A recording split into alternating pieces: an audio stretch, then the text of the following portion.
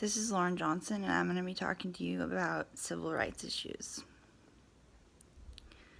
Police brutality has been brought into the spotlight due to the use of new technology and social media. However, this is not a new phenomenon. In 1904, General Lee lynched a black man for knocking on a white woman's door in South Carolina. In 1940, Jesse Thorpe was lynched for failing to address as a police officer as a mister. And in 1955, 14-year-old Emmett Till was beaten to death for saying bye-bye baby to a white girl. This type of brutality has been allowed for decades, whether at the hands of the police or of a jury. African Americans have not been treated equal. Their civil rights have been violated.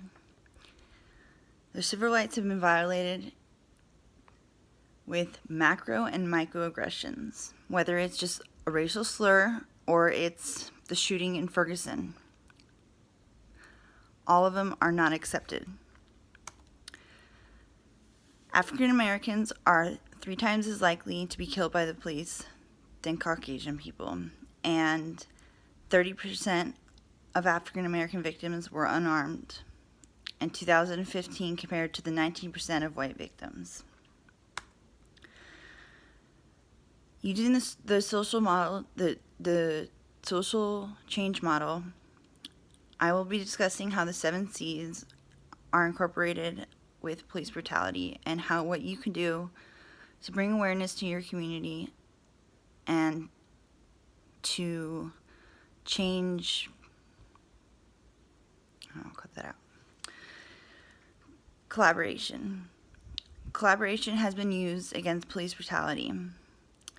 These include protests and many people that have united together, but some are for the wrong reasons. Collaboration should be used between the police and the community, not the police against the community. Community policing, education, and trust is something that the police and the community need to work on. They need to work together to come to some sort of alliance and awareness to stop the violence. Common purpose. Common purpose, it has failed. The common purpose of the police and African American communities is often questioned due to the numerous accounts of police brutality. What we as citizens expect are equality under the law, safety, for police to protect and serve all citizens, and for the community to actually be able to trust the police to do the right thing. How common purpose should be used is integrating community policing into all policing and procedures, and support the African American community by listening to their needs and build relationships with youth in poverty-stricken communities. We also need to promote trust with the police officers that want to serve their community. Conflict with civility.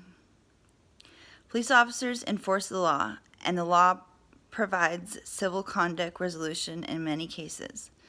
The law is non-negotiable and ends many conflicts between police and civilians. Police are taught skills used in the field to produce as civil outcomes as possible. Some of these include tolerance, kindness, consideration, respect, and understanding. How should conflict be used with civility? Civility should be applied as a deliberate technique. Enrolling officers in training courses covering leadership, moral behavior, ethics, professionalism, and conflict resolution would help build stronger relationships, cultivate teamwork, and promote organizational advocacy. Citizenship. We are divided. Black, white, citizen officer, community leaders, and agency officials. During the sentencing hearing of Michael Slager, the officer who killed Walter Scott, an unarmed black man, He was addressed by Scott's brother. Quote, "I'm not angry at you, Michael. Michael, I forgive you. And Michael, I do pray for you and your family because we've gone through such a traumatic time," he said. "Members of the community need to rise together or they will fall together. Being a citizen means you understand, you have empathy for those around you. We need a united front and positive activism." Congruence. Congruence is just starting to congruence or lack of congruence is evident when talking about civil rights and police brutality. Just recently, body cameras have been proposed and implemented in almost every department to be on while officers are on duty, and dash cams have caught several police mistakes, and it's up to the police officers to admit their mistakes and accountability.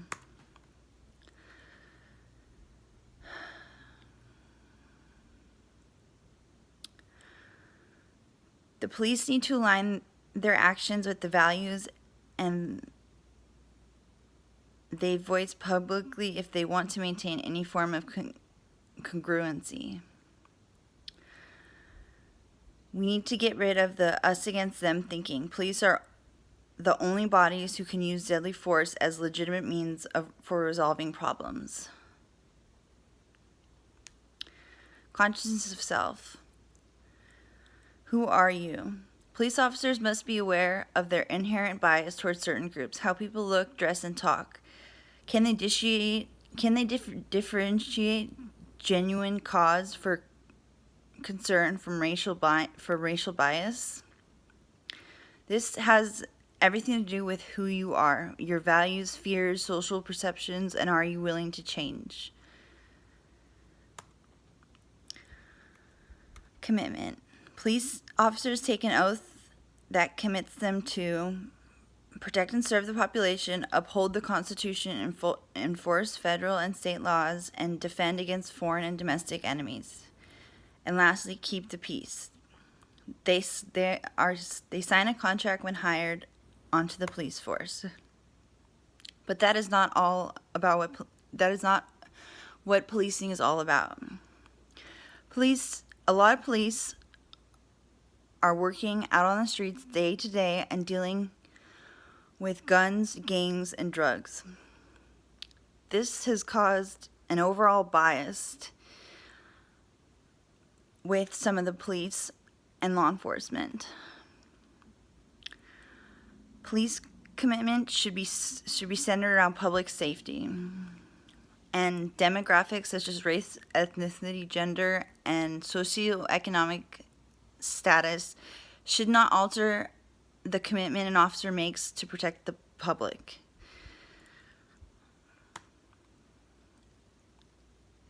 In conclusion, I hope you liked and enjoyed my video about police brutality.